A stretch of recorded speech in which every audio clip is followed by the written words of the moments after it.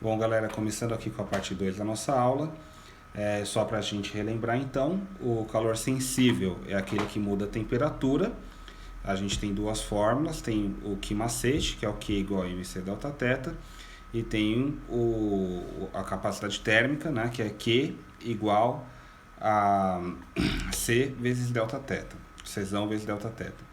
E a gente viu por último aqui o calor latente, que ele vai mudar o estado físico, tá? Então, enquanto ocorre mudança de estado físico, a gente tem aí o calor latente, beleza? Lembrando aqui então, o que é cada uma dessas letrinhas. A gente tem o Q, é o calor, vai ser dado em caloria ou joule. M é a massa, que normalmente é em grama, mas pode ser em quilograma também.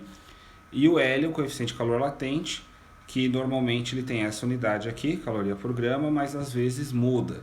Sempre verifique a unidade da sua constante, né, o seu coeficiente de calor latente, e adeque as outras unidades para ficar todo mundo igual a constante.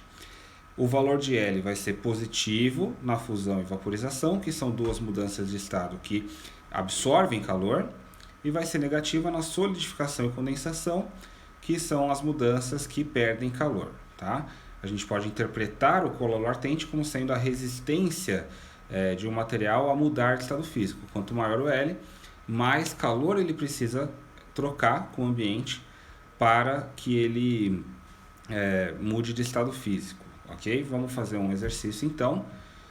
Se você quiser tentar, pausa aí esse vídeo, tenta aí, e aí depois você continua com a resolução. Então vamos ler aqui.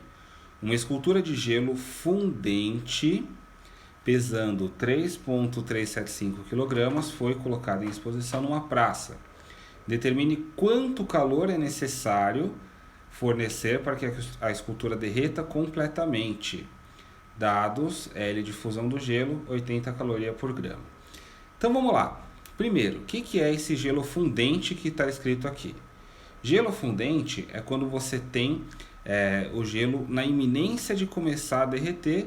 Então a gente sabe que a temperatura inicial dele é 0 graus Celsius, beleza? Então você não vai precisar aumentar a temperatura do gelo para ele começar a derreter. Qualquer calor que ele receber já vai começar o processo de fusão. Eu tenho aqui a massa em quilograma, só que a minha constante está em caloria por grama. Então o calor que eu vou calcular aqui nesse exercício vai sair em caloria, e essa massa aqui eu preciso passar para grama. Então vamos lá, vamos resolver esse exercício. Eu tenho aqui então massa, eu já vou passar para grama, 3.375 gramas. A nossa temperatura inicial, a gente não vai usar isso, mas ela é de 0 graus. Nós temos o coeficiente de calor latente, que o exercício deu, que é 80, mas vai ser mais 80 ou menos 80? Como o gelo está derretendo, está absorvendo energia, vai ser mais 80 calorias por grama. Tomem cuidado com isso. Se fosse uma solidificação, eu teria que colocar um menos aqui. Não se esqueçam disso aí não, pessoal. Então, ó, calor igual massa vezes L, o famoso Q mole. Essa é a primeira etapa. Sempre escrevam a fórmula que vocês estão usando, para o seu examinador não ficar chateado. Substitui, calor é igual a 3.375 vezes 80. Então, a minha quantidade de calor vai ser 270.000 calorias. Ah, professor, posso passar para quilocalorias? Pode, mas não é necessário. Pode passar para notação científica? Pode passar, mas também não é necessário. Se você for passar para notação científica, vai ficar 2,7 vezes 10. Quantas casas eu andei para a esquerda? 1, 2, 3, 4, 5. Vezes 10 a quinta calorias, tá? Então, não é necessário, mas pode passar. Se você se sentir mais seguro, pode deixar a resposta desse jeito, não tem problema.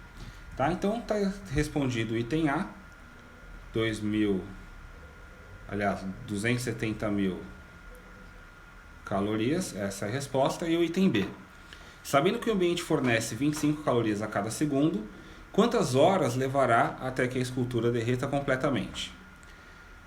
Ó, pessoal, 25 calorias a cada segundo. Ele está dando aqui para a gente uma relação de proporcionalidade. Então, eu tenho 25 calorias a cada 1 segundo. Eu posso resolver essa parte do problema com regra de 3. Quem já está mais adiantado na matéria já percebeu que pode usar a fórmula de potência, né? Se trata aqui de um exercício de potência térmica. Mas, como eu não falei disso ainda, vamos resolver por regra de 3 que vai dar tudo certo. Cuidado aqui que ele pediu o tempo em horas, tá? Essa relação, ela te deu o calorias a cada segundo. Então, eu vou ter que fazer duas regras de 3 aqui. Então, ó, para o nosso item B, a gente vai fazer o seguinte. Eu tenho aquela regra de 3, 25 calorias absorvidas em 1 segundo. Então, 270 mil calorias vai ser absorvido em X segundos, tá? Notem que eu deixei aqui uma coluna para calorias e uma coluna para segundos, tá? Caloria debaixo de caloria, segundo debaixo de segundo. Eu vou aproveitar o espaço aqui. Então, eu já vou isolar. Vai ficar X igual 270 mil dividido por 25. Então, X é igual a 10.800 segundos. Essa é a resposta final. Vamos ver? Horas. Ele pediu horas, ele não pediu segundos. Então, numa questão escrita, você dá a resposta em segundos, você certamente perderá parte da sua questão. Chato, né? Você fez uma conta aqui gigantesca para parar aqui e morrer na praia. Não vamos fazer isso não. Vamos transformar isso aqui em horas. Eu já sei que 1 hora equivale a 3.600 segundos. Eu já sei disso, eu já vou fazer direto. Se você não lembrou, passa de segundos para minuto com uma regra de 3 e de minutos para as horas com outra regra de 3. Então, 1 hora, 3.600 segundos. Então, 10.800 segundos vai dar X de novo? Não é X. Eu já usei o X aqui em cima. Segundo a regra de 3 que eu faço, eu tenho que usar Y. Não se esqueçam disso, tá? Então, Y é igual a 10.800 dividido por 3.600. Essa conta vai dar exatamente 3 horas. Tranquilo, tá? Qualquer dúvida deixa aí nos comentários. Então, a resposta desse problema, né? A resposta que ele está pedindo para a gente aqui é 3 horas. Vai levar 3 horas para que a escultura derreta por completo. Tá claro isso aqui, pessoal? Isso aqui é importante, tá? Então, agora a gente sabe trabalhar individualmente com calor sensível, calor latente. Vamos entender como é que funciona aqui o calor total de um processo, beleza? Então, às vezes você tem um gelo a menos 20 graus e você quer transformar ele em água a 80 graus. Ele vai passar por uma série de processos. Primeiro, o gelo a menos 20 vai aumentar a temperatura até 0 graus. Depois aquele gelo vai derreter, aí aquela água vai subir a temperatura até 80. Então, o total de calor que vai ser trocado nesse processo é o que a gente chama de calor total, beleza? Isso é requisitado em vários exercícios. Às vezes, exercício de potência térmica, como a gente vai ver na próxima aula, a gente tem que usar o calor total também. Então, vamos só relembrar aqui alguns conceitos, né, que vocês devem lembrar da química. Todo processo que envolve perda de calor é um processo exotérmico, beleza? Então, uma água para virar gelo, ela precisa perder calor, é um processo exotérmico, ok? E toda vez que um processo envolve receber calor, é um processo endotérmico. Então, para a água evaporar, ela precisa absorver calor. Tranquilo até aqui? Então, o calor recebido vai ser positivo, porque você está tendo a absorção de calor. O calor perdido vai ser negativo, que é a perda de calor. Então, a fórmula é bem simples, né? O calor total de um processo, basta você somar os calores de cada etapa, né?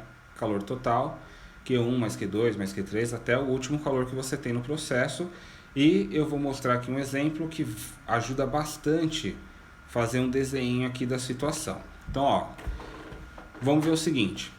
Alguém colocou 100 gramas de gelo a menos 10 graus em uma panela vazia e deixou aquecendo até que só tivesse água a 80 graus. Calcule a quantidade total de calor. Então, o seu esquema vai ser o seguinte. Você tem 100 gramas de gelo a menos 10. Esse gelo ele tem que elevar a temperatura até 0 graus. Então, você vai ter o seu primeiro calor, é um calor sensível. Então, Q1 igual a MC delta θ. Depois, esse gelo a 0 graus vai começar a derreter. Então, você tem um segundo calor, que é o derretimento do gelo, que é um Q-mole. Essa água que está a 0 graus, finalmente vai ter que subir até 80 graus, que é o seu Q3, finalizando aí o seu processo. Então, você tem, neste caso específico, o calor total é Q1 mais Q2 mais Q3, onde Q1 é um calor sensível, Q2 é um calor latente e Q3 é calor sensível de novo. Cuidado, galera, o Δθ não vai ser 90 graus, que 80 menos 10 dá 90, né? Não é esse o Δθ que você vai usar. Aqui você vai usar um Δθ, que é de menos 10 até 0, né? Então, esse Δθ, que eu vou chamar de Δθ1, é igual a 10 graus. Esse segundo Δθ é a água de 0 a 80, então Δθ2 vai ser 80 graus, beleza? Não confundam os deltas tetas, tá? Cada etapa vai ter sua própria conta. Então, se você quiser representar o gráfico dessa situação, é bem simples, né? O primeiro calor que a gente tinha era um calor sensível, tá? Ele vai aumentando a temperatura. Você consegue ver que nesse eixo aqui de temperatura, primeiro calor ele aumenta a temperatura de menos 10 a 0. Aí a temperatura fica constante nessa segunda etapa que você tem a fusão do gelo. Quando derreteu por completo, você tem subindo de novo aqui a temperatura, tá? Então, é bem tranquilo de você representar no gráfico esse processo inteiro aqui. Então, vamos lá, vamos fazer esse exercício. O item A eu vou fazer com vocês, o item B eu vou deixar para vocês fazerem aí em casa. Em uma panela vazia foi colocado um bloco de gelo inicialmente a menos 20 graus Celsius de 500 gramas. O sistema foi aquecido até completa vaporização do material. Dados: calor latente do gelo 80 calorias por grama, calor latente de vaporização da água 540 calorias por grama, calor específico do gelo meio, calor específico da água 1. Determine a quantidade de calor total envolvida no processo. Então, ó, vamos ver o que está acontecendo aqui. A gente tem o seguinte, a gente tem primeiro gelo, né? Qual que é a massa de gelo que eu tenho? Eu tenho 500 gramas de gelo a menos 20 graus Celsius, beleza? Esse gelo primeiro tem que esquentar, até atingir 0 graus Celsius. Aqui a gente tem o nosso Q1. Depois, esse gelo derrete. Então, você tem água a 0 graus Celsius. Esse calor latente é o nosso Q2. Depois, essa água, ela aquece até 100 graus. Tá? Então, você tem aqui 100 graus Celsius. Esqueci de pôr a massa aqui. Por último, aquela água vira vapor. Ele falou total vaporização do gelo. Então, totalmente essa água aqui vai virar vapor a 100 graus Celsius. Então, aqui é Q3, aqui é Q4. Como que vai ficar o nosso calor total, então? Calor total igual a Q1 mais Q2 mais Q3 mais Q4. Tudo bem até aqui? Tranquilo? aí é tranquilo, é só a gente substituir os valores. Então, o calor total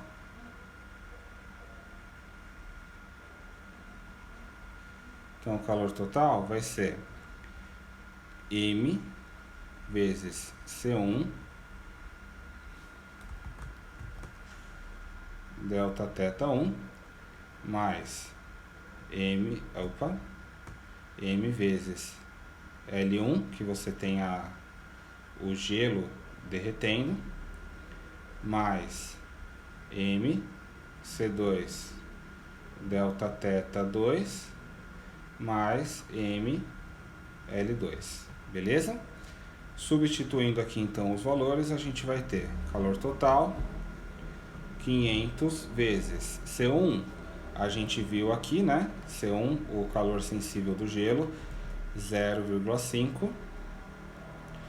O delta θ, você tem final menos inicial, 0 menos 20 fica mais 20. 500 vezes o gelo derretendo, você vai ter aqui 80 calorias por grama, vezes 80, mais 500 vezes o calor específico da água é 1. A variação de temperatura aqui de 0 a 100, final menos inicial, vezes 100. E aí, por último, a água virando vapor. Esse 540 é esse 540 aqui. Tudo bem? Ok. Bom, uma conta super chata, super gigante. Então, esse calor total vai dar 365.000 calorias. Tudo bem, pessoal? Tranquilo? Então, vou deixar esse item B aí para vocês fazerem.